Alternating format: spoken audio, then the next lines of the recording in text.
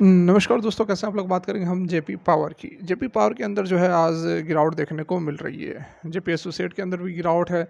तो गिरावट का क्या कारण रहा, स्टॉक में तेजी आएगी तो कब आएगी, कब ये 20 रुपये को पार करेगा, बड़ी पॉजिटिव अपडेट जेपी पावर के लिए क्या निकल कर आ रही है, सारा कुछ समझेंगे जानेंगे। इस वीडियो में रिक्वेस्ट है कि यदि आपको इस तरह की वीडियोस पसंद हो तो हमें मोटिवेट करने के लिए एक लाइक जरूर करें, चैनल को सब्सक्राइब कर ले जबरदस्त जेन्युइन कंटेंट के लिए।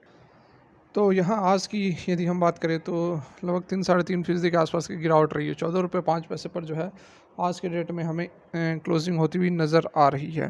ठीक है, तो ये गिरावट क्यों हुई है आज के डेट में। तो देखो, सबसे पहले तो आप समझ लो कि जेपी पावर के लिए आज सच कोई निगेटिव न्यूज़ निकल कर नहीं आई है। जो गिरावट है वो ओवरऑल मार्केट में गिरावट ही है। मैक्सिमम स्टॉक्स के अंदर आप देख रहे हो कि रेट के अंदर क्लोज हुए हैं। तो इस कारण से आज की गिरावट से हम यह नहीं अनुमान लगा सकते हैं कि जो जेपी पावर जो है अब ऊपर नहीं जाएगा, अब इसके अंदर गिरावट होगी, करेक्शन होगी, अपने 10 रुपये के लेवल पर फिर से आ सकता है। तो ऐसी बात नहीं है। ठीक है, यहाँ पर देखिए जो ये कंसोलिडेट कर रहा था, जो पिछले 10 तो नहीं लेकिन 7-8 ट्रेडिंग सेशंस हो गए हैं। 7-8 ट्रेडिंग सेशन से लगातार कंसोलिडेट कर रहा है। जो इसने रैली पकड़ी थी 8 रुपये से लेकर 15 रुपये तक, उसके बाद स्टॉक जो है ऊपर की ओर फिलहाल मूवमेंट इसने नहीं दिखाई है। लगभग यहाँ पर एक रेंज इसने बनाया हुआ है। जब तक इस रेंज को यह नहीं तोड़ता है तब तक हम हैं कॉन्फिडेंट कि स्टॉक जो ऊपर की ओर मूव कर सकता है। यदि इस रेंज को यह तोड़ देता है, अब रेंज कौन सी है तो आप यहाँ पर देख लो, नीचे की ओर जो यह सपोर्ट ले रहा है लगभग 13.5 रुपये का। ठीक है, नोट डाउन कर ले आप। 13.5 रुपये के लेवल को क्लोजिंग बेसिस पर नीचे की तरफ नहीं तोड़ना चाहिए, और ऊपर की तरफ जो है हमारा 15 रुपये 30 पैसे का, इस लेवल को तोड़ेगा तो फिर ऊपर की ओर मूवमेंट होगा। एक ऊपर की ओर एक बड़ी रैली हमें देखने को मिल सकती है, जो कि फर्दर हमारा टारगेट 20 रुपये तक पहुंचा सकता है। नीचे की तरफ जो हमारा लेवल्स है वो यहाँ पर लगभग 13.5 रुपये का है। यहाँ से यदि ब्रेकआउट हो जाता है तो उसके बाद जो नेक्स्ट हमारा सपोर्ट रहेगा वो 20 डेज का EMA रहेगा। ठीक है, जो कि एट प्रेजेंट 12 रुपये 72 पैसे पर ट्रेड कर रहा है। तो यहाँ फिर इसको, इस रेंज को यदि तोड़ के इसको भी तोड़ देता है तो फिर हो सकती है ये अपने पुराने लेवल्स में यहाँ पर आ जाए, लेकिन संभावनाएं थोड़ी कम नज़र आ रही है। क्यों? क्योंकि कंपनी के लिए न्यूज़ भी अच्छी निकल कर आ रही हैं, और जो इंडस्ट्री से बिलोंग करता है, थर्मल पावर से जो बिलोंग करता है, उसके लिए ओवर एंड एवरेज बहुत अच्छी अपडेट्स लगातार निकल कर आती रहती हैं। और कंपनी अपने डेप्ट को भी कम की है, कंपनी के रेवेन्यूज़ वगैरह भी ठीक ठाक, मतलब कंपनी जो है काफ़ी अच्छा स्टेबिलिटी की ओर जा रही है। तो इस कारण से हम एक्सपेक्ट कर सकते हैं कि अब पुराने लेवल्स की तरफ स्टॉक मूव नहीं करना चाहिए। ठीक है, स्टॉक को मैं आप लोगों को 8 रुपये से बता रहा हूँ, 8 साढ़े 8 रुपये से बता रहा हूँ, तो डबल रिटर्न तो इसने ऑलरेडी कर दिया। 15 साढ़े 15 रुपये तक का तो टारगेट ऑलरेडी इसने दे दिया। जो पहला टारगेट मैंने आपको दिया था वो इसने ऑलरेडी हिट कर दिया है। अब यहाँ पर हमें 20 रुपये का टारगेट के लिए अभी हम आगे एक्सपेक्ट कर सकते हैं। और किस तरह की कैंडल्स बनती है, प्राइस एक्शंस वगैरह, आप बने रहें। मैं रोज़ आपको जब भी क्रूशियल मूवमेंट होते हैं तो ज़रूर आपको अपडेट करके बताता हूँ कि किस तरह का मूवमेंट हो सकता है। ठीक है,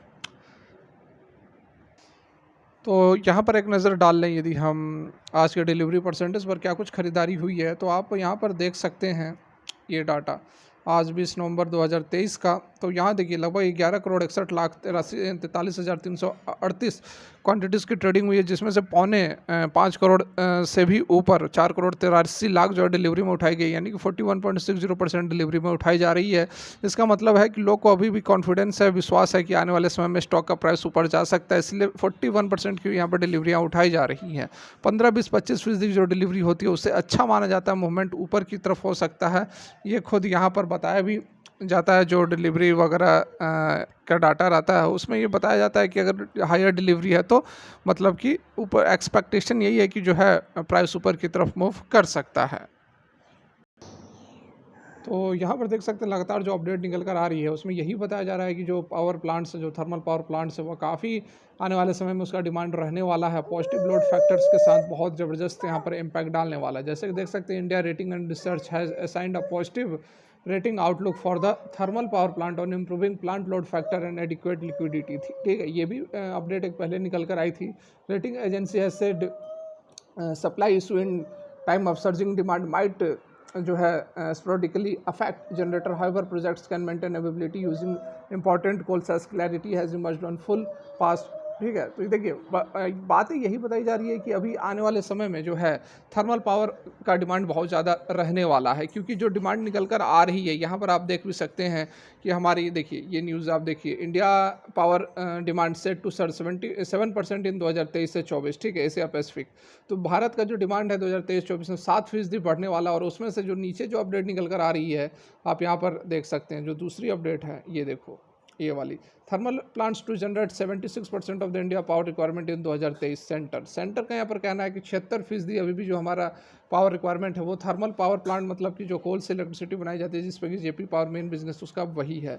2030 तक टारगेट रखा गया है कि 50% हमारा जो जनरेशन होगा वो रिन्यूएबल एनर्जी से होगा, लेकिन एट प्रेजेंट जो हमारा 76% है वो हमारा हो रहा है कोल से, ठीक है, फॉसिल फ्यूल से। तो इस चीज़ को अच्छी तरह से समझना होगा कि अभी जो समय है काफ़ी लगने वाला है और बहुत आसान नहीं है कि तुरंत आप जो है पूरा का पूरा टर्न अराउंड कर दोगे और थर्मल पावर को बंद कर दोगे। India fire up coal production engine to power upcoming thermal mega projects, ठीक है। एक से बढ़कर एक जो अपडेट्स है वो यही हमें बता रहे हैं कि इस तरह की जो कंपनियां हैं वो अभी आने वाले समय में उसका अच्छा खासा डिमांड रहने वाला है। India fire up coal production engine to power upcoming thermal mega project with an addition to 80 gigawatt of thermal capacity on the cards. The ministry is gearing up to meet an estimated coal demand of 400 million ton, assuming 85% plant load factor for the new power plants, ठीक है। देख सकते हैं कि लगातार जो updates यही हमें बता रहे हैं। यहाँ पर देखिए नए फिर से 400 मिलियन टन कोल का डिमांड निकल कर आ रहा है। तो यही बताया सॉरी यही यहाँ पर बताया जा रहा है कि इस तरह की जो कंपनियां हैं वो अभी इसका डिमांड रहने वाला है, ठीक है। इस यही कारण है कि मैं आपको जो है जेपी पावर के लिए बोलता हूँ कि आप नज़र बनाकर रख सकते हैं। माहौल अच्छा है, पॉजिटिव सारा कुछ यहाँ पर निकल कर आ रहा है। और जेपी एसोसिएट्स के लिए भी अच्छी खबरें निकल कर आई थी, अपने डेब्ट को सेटल कर रही है। वो भी आईसीआईसीआई के साथ जो है अपने 18 करोड़ शेयर्स ट्रांसफ़र किया है, तो कुछ उसका डेब्ट है उसको भी इसने कम किया है, ठीक है। जेपी एसोसिएट्स के लिए भी अच्छी खबरें निकल कर आ रही हैं। और जेपी पावर है वो अभी इसके जो Q2 के नतीजे निकल कर आए थे उसमें भी आपने देखा था। कॉल किसका आ गया?